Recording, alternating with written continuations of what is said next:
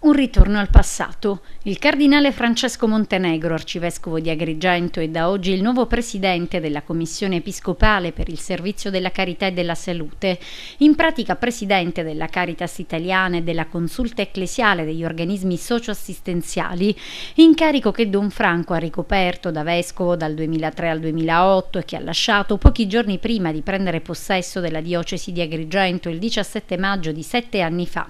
La nomina di Don Franco è stata voluta dall'Assemblea Generale della CEI presieduta dal cardinale Angelo Bagnasco e l'ennesimo riconoscimento alla missione pastorale di Monsignor Montenegro, che appena 3 mesi fa è stato nominato da Papa Francesco cardinale. Montenegro, messinese, 69 anni, è uno degli animatori dell'accoglienza alle migliaia di immigrati che dal mare sbarcano sull'isola cercando una nuova possibilità di vita. Era presente a fianco di Papa Francesco nel primo viaggio del pontificato nel luglio 2013 a Lampedusa. Dal maggio 2013 Don Franco è anche presidente della Commissione Episcopale per le Migrazioni e della Fondazione Migrantes, una nomina che ha suscitato tanto entusiasmo nell'arcidiocesi di Agrigento e che testimonia l'impegno di Don Franco a favore degli emarginati, degli ultimi e degli immigrati, ma rappresenta anche un giusto riconoscimento per l'attività che da anni svolge la Caritas di Agrigento, che sotto la presidenza di Valerio Landri ha moltiplicato le iniziative per venire incontro alle esigenze dei più deboli,